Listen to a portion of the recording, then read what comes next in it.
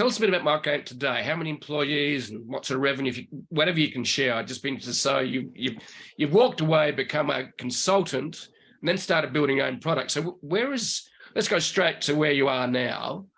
So I've got some other questions as well, including duffel bags, and people will know what that is in a minute. So where are you today? You sound like you're selling some fantastic technology and communications tech. And so how big is the company today? We always hold ourselves somewhere between 50 and 100 employees. 70 is the sweet spot. There's really no need for us to grow much larger than that. We supply antennas to the who's who in the industry. I'm not going to give you exact revenue figures, but there are no complaints. But the company, the name Microwave stands for microwave antennas. Microwaves are is the frequency spectrum within the radio frequency band between 1 gigahertz and 40 gigahertz. So we design antennas primarily in those bands. And you had mentioned earlier about some of the ultra wideband SATCOM products that we sell. So we do things for terrestrial as well as satellite. You certainly heard of XM and Sirius Radio. We did their antennas. So that was a commercial opportunity for us. But we do a lot of things as well for the Department of Defense, all the major, not only defense contractors, but those that are making like Airbus or Lockheed Martin, or the list goes on and on. Boeing, Northrop Grumman, some of our customers. So we design antennas. Anybody who needs a high-end custom antenna that they're not able to get anywhere else.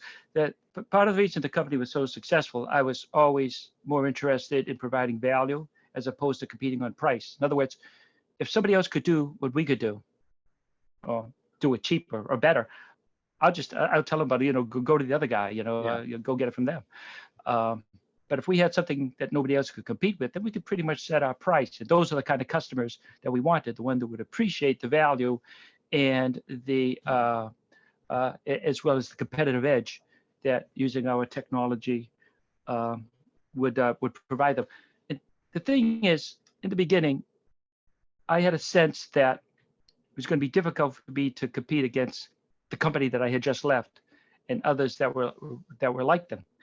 And for me to make a name for myself, I had to take on the jobs that nobody else wanted to take because they were too damn hard. The specifications were too onerous, and there was going to be a lot of effort into executing it, the development.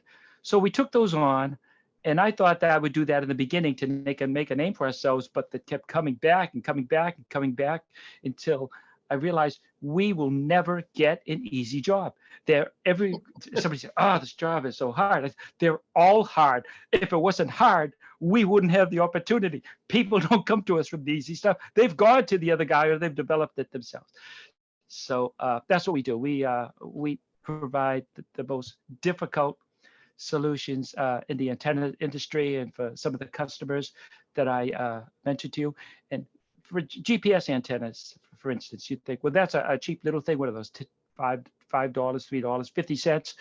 Well, the antennas that we make for GPS, they sell on the market for anywhere from $1,200 to $1,500 a piece, and they provide like centimeter accuracy, and they're used for geodetic surveying, or they're used on tractors that are using to plant seeds and sow fields. So, and many of our customers, by the way, are in Australia.